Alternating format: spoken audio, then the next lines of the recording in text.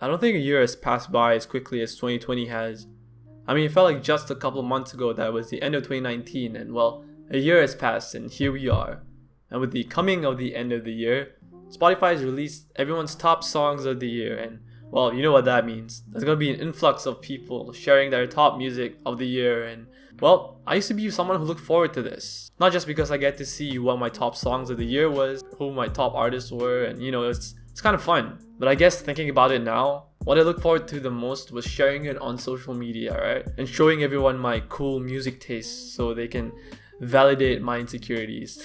Now, obviously, I don't speak for everyone. I mean, maybe some people just, genuinely want to share their music, and I have no qualms with this wrap-up thing Spotify does. I mean, it is pretty harmless, but to me, it is a symptom of a larger problem. I mean, this doesn't just occur at the end of the year. Personally, I'm the type of guy that would share new music I find on social media, and I feel like this is mainly because I want to, again, try and prove to everyone for some reason that I have cool music taste, That sort of became my personality, or what I want my personality to be. Someone who knew all the underground artists and, I know this music, I know this cool music that you don't, and so I'm better than you.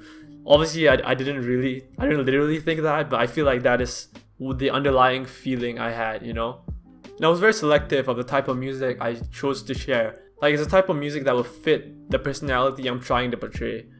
Like, honestly, I used to be the type of guy who posts underground experimental hip hop, Death Grips or something. Death Grips isn't really obscure, so this isn't really a good example, but although I do like Death Grips, I kind of exaggerate that, and by sharing it to my followers, I want people to think of me a certain way, And I feel like this doesn't just apply to social media, it is just life in general, right? Social life in general. We want people to think of us a certain way, so we act a certain way. And it makes sense from an evolutionary perspective, right? Because we want people to like us. We want people to look at us in a positive light.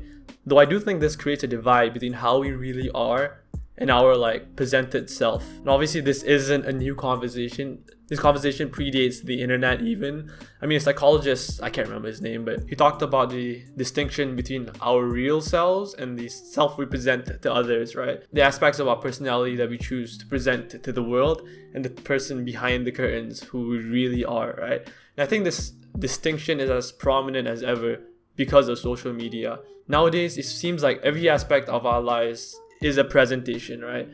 Through social media, we share everything, even the small aspects of our life that we previously got to keep to ourselves.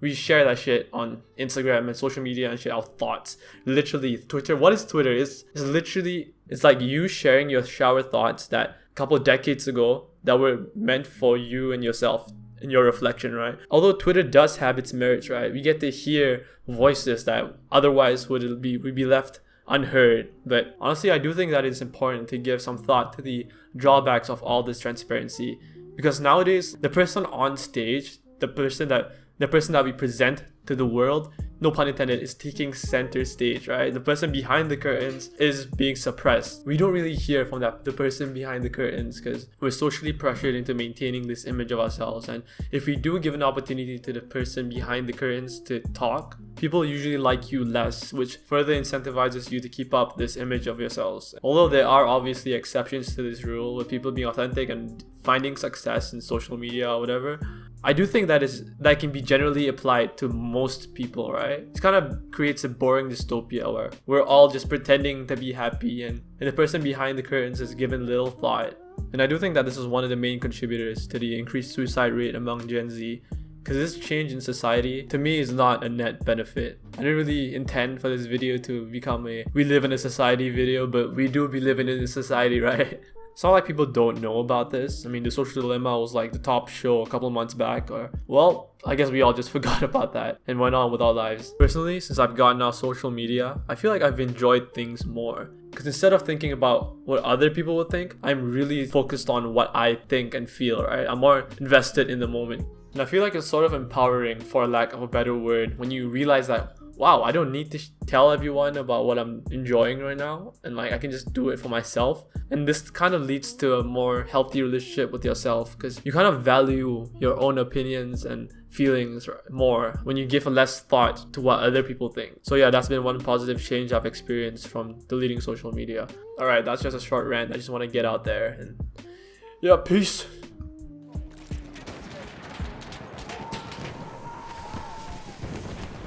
an enemy medic!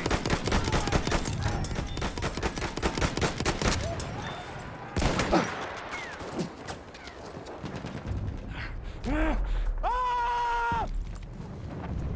Here, first aid. I can patch your wound.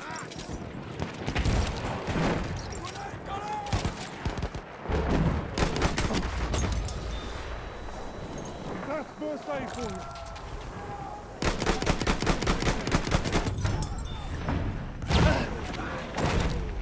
First aid, take it.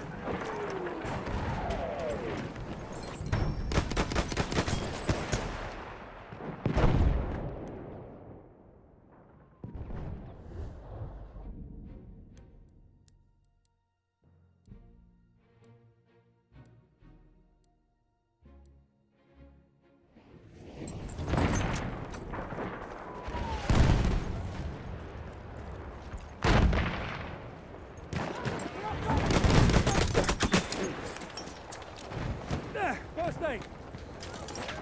There, first aid. Thank you.